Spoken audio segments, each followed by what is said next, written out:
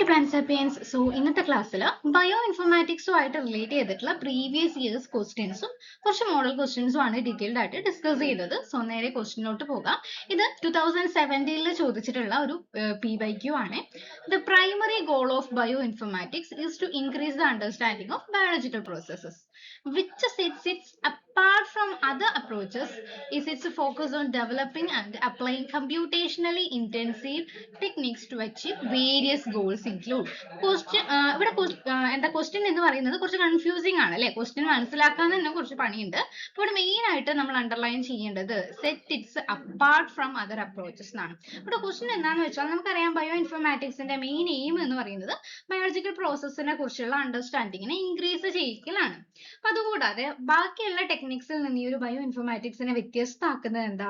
അതായത് computational technologies ഒക്കെ use ചെയ്തിട്ട് അല്ലെങ്കിൽ പുതിയ സാങ്കേതിക വിദ്യകളൊക്കെ യൂസ് ചെയ്തിട്ട് പല കാര്യങ്ങൾ പുതിയ വിദ്യകളൊക്കെ അല്ലെങ്കിൽ പുതിയ ടൂൾസും ടെക്നിക്സും ഒക്കെ വികസിപ്പിച്ചെടുക്കുന്നതാണ് ആക്ച്വലി ബയോ ഇൻഫോർമാറ്റിക്സ്. ഇവിടെ സെറ്റ് ഇറ്റ് അപ്പാർട്ട് ഫ്രം എന്ന് ചോദിച്ചിട്ടുണ്ട്. അപ്പൊ അതിന്റെ മീനിങ് അതിൽ ഉൾപ്പെടുത്താത്തത് ഏത് അല്ലെങ്കിൽ ഉൾപ്പെടാത്തത് ഏത് എന്നാണ് ചോദിക്കുന്നത്. ഇവിടെ ആൻസർ ഏതാണ് വരിക? ആൻസർ ഒന്ന് നോക്കി. ആൻസർ ഡി ആണ്. The modelling of evolution and cell division and mitosis. ഈ ഒരു ഓപ്ഷൻ എന്ന് പറയുമ്പോൾ ഇവിടെ ആക്ച്വലി അവിടെ ഒരു ഹ്യൂജ് ഡാറ്റാ സെറ്റ് അല്ലെങ്കിൽ കമ്പ്യൂട്ടേഷണൽ ടൂൾസിന്റെ ആവശ്യമില്ല. അതൊരു തിയറിറ്റിക്കൽ ആസ്പെക്ട്സ് ആണ് ഈ ഒരു modelling of evolution and cell division അല്ലെങ്കിൽ മൈറ്റോസിസ് എന്ന് പറയുന്നത്. ഇവിടെ ബയോ ഇൻഫോർമാറ്റിക്സിന്റെ ടൂൾസിന്റെ നെസസിറ്റി ആവശ്യമില്ല. മറിച്ച് ജനറ്റിക് സ്റ്റഡീസും ഡ്രഗ് സ്റ്റഡിയും പ്രോട്ടീൻ അനാലിസിസ് ഒക്കെ വേണമെങ്കിൽ അതിന് അതിൻ്റെതായിട്ടുള്ള ബയോ ഇൻഫോർമാറ്റിക്സ് ടൂൾസ് ഉണ്ട്. ഓക്കെ, അപ്പൊ ഇങ്ങനെയുള്ള ക്വസ്റ്റ്യൻസ് ആണ് മെയിൻ ആയിട്ട് ബയോ ഇൻഫോർമാറ്റിക്സിൽ. ഒന്ന് രണ്ട് ക്വസ്റ്റ്യൻസേ ഓരോ എക്സാംസിനും വരാറുള്ളൂ. അത് ചോദിക്കുന്നത് ഇങ്ങനെയുള്ള ക്വസ്റ്റ്യൻസ് ആണ്. ഓക്കെ, സെക്കൻഡ് ക്വസ്റ്റ്യനും 2017 ഒരു PYQ ആണ്. A collaborative data collection of the functional elements of the human genome that uses next generation DNA sequencing technologies and genomic tiling arrays technologies able to generate automatically large amounts of data with lower research cost but with the same quality and viability. അതായത് നമ്മുടെ മനുഷ്യന്റെ ജീനോമിലെ human ജീനോമിലുള്ള functional ആയിട്ടുള്ള എലമെന്റ്സിനൊക്കെ കണ്ടുപിടിക്കാൻ വേണ്ടിയിട്ട് next generation sequencing use ചെയ്യാണ്. Next generation സീക്വൻസിങ്ങിന്റെ കൂടെ അതായത് കുറഞ്ഞ ചെലവില് ലോ കോസ്റ്റില് higher automatically large amount of ഡാറ്റാസിനെ ജനറേറ്റ് ചെയ്യാൻ പറ്റുന്ന ഒരു ടെക്നോളജി ഏതാണ്? ഇവിടെ മെയിൻ ആയിട്ട് നമ്മൾ വരേണ്ട അല്ലെങ്കിൽ അണ്ടർലൈൻ ചെയ്യേണ്ടത് ഫങ്ഷണൽ എലമെന്റ്സിനെ കണ്ടുപിടിക്കണം. ഓക്കെ, ഫങ്ഷണൽ എലമെന്റ്സിനെ കണ്ടുപിടിക്കണം.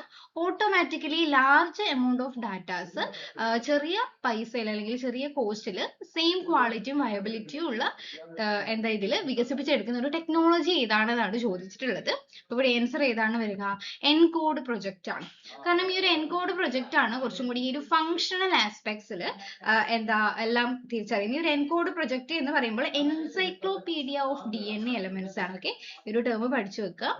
Encyclopedia of DNA elements. അപ്പൊ ഇതൊരു കേൾക്കാത്ത ഒരാള് വേണമെങ്കിൽ ജീനോം പ്രൊജക്റ്റ് എഴുതാം. ജീനോം പ്രൊജക്റ്റ് എന്ന് പറയുന്നത് it's actually only a sequence അല്ലേ? DNA സീക്വൻസ്, ഹ്യൂമന്റെ മൊത്തം സീക്വൻസ് DNA സീക്വൻസ് ചെയ്യുന്നതാണ്.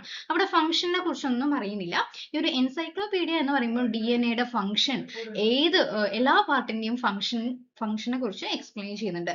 ഡാറ്റാബേസ് ജസ്റ്റ് ഒരു ബയോളജിക്കൽ ഇൻഫർമേഷൻസ് സ്റ്റോർ ചെയ്ത് വെക്കുന്നതാണ്. ജീൻ ബേസ് നമ്മൾ സയന്റിഫിക്കലി പറയുന്ന ഒരു ടേം അല്ല. Okay, the next question, which of the following is a part of the International Nucleotide Sequence Database Collaboration? INSDC യുടെ part ആയിട്ടുള്ള ഒരു ഡാറ്റാബേസസ് ഏതൊക്കെയാണ്?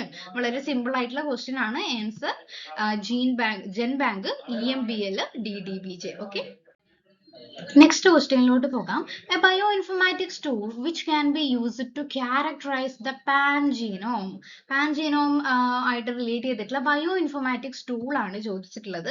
ആൻസർ BPGA ആണ്. അതിന്റെ എക്സ്പാൻഷൻ നിങ്ങളൊന്ന് പഠിച്ചു വെക്കുക. BPGA എന്ന് പറയുമ്പോൾ ബാക്ടീരിയൽ പാൻജീനോം അനാലിസിസ് ടൂൾ ആണ്. Okay, bacterial pangenome analysis tool. Pan genome analysis tool ആണ് ഈ ഒരു BPGA. ഇതാണ് പാൻ ജീനോം. ഈ ഒരു പാൻ ജീനോം എന്ന് പറയുമ്പോൾ ഒരു സെയിം സ്പീഷീസിന്റെ ഉള്ളിലുള്ള എല്ലാ ജീൻസും ഡിഫറെന്റ് സ്ട്രെയിൻസ് ഉണ്ടെങ്കിൽ എല്ലാ സ്ട്രെയിൻസിലെയും ആ ഒരു പെർട്ടിക്കുലർ സ്പീഷീസിന്റെ ഉള്ളിലുള്ള എല്ലാ ജീൻസിനെയും എന്താ സെലക്ട് ചെയ്ത് എടുക്കുന്നതിനെയാണ് അല്ലെങ്കിൽ ഐഡന്റിഫൈ ചെയ്യുന്നതിനെയാണ് പാൻ ജീനോം എന്ന് പറയുന്നത്. ആ ഒരു ടോട്ടൽ സെറ്റ് ഓഫ് ജീനോമിനെയാണ് പാൻ ജീനോം എന്ന് പറയുന്നത്. FDA എന്ന് പറയുന്നത് ഫുഡ് ആൻഡ് ഡ്രഗ് അഡ്മിനിസ്ട്രേഷൻ ആണ്. അതൊരു ബയോ ഇൻഫോർമാറ്റിക് ടൂൾ അല്ല. NRCS എന്ന് പറയുന്നതും ഒരു ബയോ ഇൻഫോർമാറ്റിക്സ് ടൂൾ അല്ല ഈ ഒരു പാൻ ജീനോമായിട്ട് റിലേറ്റ് ചെയ്തിട്ടുള്ളത്. PCR എന്ന് പറയുന്ന എന്തൊരു ലാബ് ടെക്നിക്കാണ്. DNA ആംപ്ലിഫൈ ചെയ്യാൻ വേണ്ടിയിട്ടുള്ള ഒരു ലാബ് ടെക്നിക്കാണ്. ഓക്കെ, അപ്പൊ പാൻ ജീനോമായിട്ട് റിലേറ്റ് ചെയ്തിട്ടുള്ളത് BPGA ആണ്. ഓക്കെ, ഇപ്പൊ നമ്മൾ നെക്സ്റ്റ് പറഞ്ഞതും അതായത് കഴിഞ്ഞ ക്വസ്റ്റ്യനും PYQ ആണ്. 2017 തന്നെ ചോദിച്ചിട്ടുള്ള PYQ ആണ്. then ഈ ഒരു ക്വസ്റ്റ്യനിലോട്ട് നോക്കാം. which bioinformatics tool is commonly used for multiple sequence alignment? വളരെ സിമ്പിൾ ആയിട്ടുള്ള ക്വസ്റ്റ്യൻ ആണ്. മൾട്ടിപ്പിൾ സീക്വൻസ് അലൈൻമെന്റ് ഏതാണ്? ക്ലസ്റ്റാൾ W ആണ്. ഓക്കെ, ആൻസർ B ആണ്. Next, which tool uses heuristic method for rapid sequence similarity search? നിങ്ങൾ ഈ ഒരു heuristic method എന്നുള്ള വാക്ക് കണ്ടിട്ടുണ്ടെങ്കിൽ അതിന്റെ ആൻസർ ഏതാണ് വരിക? BLAST ആണ്. ഓക്കെ, BLAST ആണ്. Basic local alignment search tool BLAST ആണ്. Next, which database contain 3D structure of protein? Proteins ന്റെ 3D structure store ചെയ്ത് വെക്കുന്ന database is PDB, Protein Data Bank. Next, which database is most suitable for metabolic pathway mapping? Metabolic pathway ആയിട്ട് relate ചെയ്തിട്ടുള്ള bio informatics tool എന്ന് പറയുന്നത് KEGG ആണ്. Okay, ആ ഒരു KEGGിന്റെ ഫുൾ ഫോം ജസ്റ്റ് ഒന്ന് പഠിച്ചു വെച്ചേക്കുക. Kyoto encyclopedia genes genome. Okay, K എന്ന് പറയുമ്പോൾ ഓരോന്നാണ്. KD ആണ് Kyoto. Okay, sorry, Kyoto encyclopedia genes. G എന്ന് പറയുന്നത് ജീൻസ്, ലാസ്റ്റ് G എന്ന് പറയുന്നത് ജീനോം ആണ്. ഓക്കെ, ജെൻബാങ്ക് നമ്മളൊരു ഡാറ്റാബേസ് ആണ്. നമ്മൾ ജെൻബാങ്ക് പഠിച്ചതാണ്. പ്രോട്ടീൻ ഡാറ്റാ ബാങ്ക് ആണ് ഈ ഒരു PDB എന്ന് പറയുന്നത്. അവിടെ 3D സ്ട്രക്ചർ ആണ്, പ്രോട്ടീന്റെ 3D സ്ട്രക്ചർ ആണ് കാണുന്നത്. ഇവിടെ സ്കോപ്പ് എന്ന് പറയുന്നത് ക്ലാസിഫിക്കേഷൻ ആണ്. പ്രോട്ടീൻസിന്റെ ക്ലാസിഫിക്കേഷനുമായിട്ട് റിലേറ്റ് ചെയ്തിട്ടാണ് സ്കോപ്പ് വരുന്നത്. ഓക്കെ, ഈ ഒരു മെറ്റബോളിക് പാത്വേനെ കുറിച്ചൊക്കെ പഠിക്കുന്നത് KEGG ആണ്. ഓക്കെ, KEGG ആണ്. Next, which tool is commonly used for designing PCR primers? PCR primers use അല്ലെങ്കിൽ ആ ഒരു PCR primers ഡിസൈൻ ചെയ്യാൻ യൂസ് ചെയ്യുന്ന ടൂൾ ഏതാണ്? Primer 3 ആണ്. PCR primers ആയിട്ട് ഉണ്ടാക്കാൻ യൂസ് ചെയ്യുന്ന tool. Next, which software is widely used for phylogenetic tree construction? അതായത് evolutionary aspects ആയിട്ട് റിലേറ്റ് ചെയ്തിട്ടുള്ള മോളിക്യുലർ ബയോ ഇൻഫോർമാറ്റിക്സ് ടൂൾ ഏതാണെന്നാണ് ചോദിച്ചിട്ടുള്ളത്. ആൻസർ മെഗ ആണ്. മെഗ എന്ന് പറയുമ്പോൾ മോളിക്യുലർ ഇവല്യൂഷണറി ജനറ്റിക് അനാലിസിസ് ആണ് അതിന്റെ ആ ഒരു full form. Okay, molecular just അറിയില്ലെങ്കിൽ ഒന്ന് നോട്ട് ചെയ്ത് വെക്കുക. മോളിക്യുലർ ഇവല്യൂഷണറി ജനറ്റിക് അനാലിസിസ് ആണ്. ബ്ലാസ്റ്റ് സിമിലാരിറ്റി സെർച്ച് ടൂൾ ആണ്. ഫാസ്റ്റ് എന്താണ്? ഒരു സീക്വൻസ് അലൈൻമെന്റ് ടൂൾ ആണ്. പ്രോസ് ആയിട്ട് ഒരു പ്രോട്ടീനുമായിട്ട് റിലേറ്റ് ചെയ്തിട്ടുള്ളതാണ്. ആ ഒരു പ്രോട്ടീൻ മോട്ടീഫ് ഒക്കെ ആയിട്ട് റിലേറ്റ് ചെയ്തിട്ടുള്ളതാണ് പ്രോസൈറ്റ് എന്ന് പറയുന്നത്. ഓക്കെ, then last question ആണ് blast E value of 1E50 indicates. ഇത് കുറച്ച് ഡീപ്പർ ആയിട്ടുള്ള ക്വസ്റ്റ്യൻ ആണ്. ഇത് PYQ അല്ല, ഒരു മോഡൽ ക്വസ്റ്റ്യൻ ആയിട്ട് ജസ്റ്റ് പഠിച്ചു. ഞാൻ ക്ലാസ്സിൽ എക്സ്പ്ലെയിൻ ചെയ്തിട്ടില്ലെങ്കിൽ അറിയാമല്ലോ എന്ന് വിചാരിച്ചിട്ട് കൊടുത്തിട്ടുള്ളതാണ്.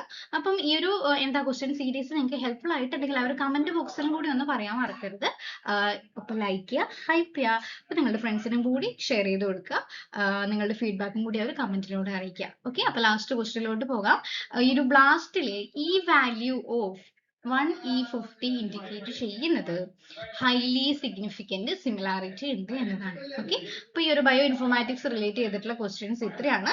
അപ്പൊ ഇന്നത്തെ ക്ലാസ് ഇത്രയേ ഉള്ളൂ. Thank you. അപ്പോൾ കൂടാതെ ഞാൻ ഷോപ്പിംഗുമായിട്ട് റിലേറ്റ് ചെയ്തിട്ട് കുറച്ച് ഫീച്ചേഴ്സ് അല്ലെങ്കിൽ ലിങ്ക്സും കൂടി പ്രൊവൈഡ് ചെയ്യുന്നുണ്ട്. അപ്പം അതും കൂടി ഒന്ന് സെർച്ച് ചെയ്ത് നോക്കുക. നിങ്ങൾക്ക് ഇഷ്ടപ്പെട്ടെങ്കിൽ നിങ്ങൾ എന്ത് ചെയ്യുക, ഷോപ്പ് ചെയ്യാം. ഓക്കെ.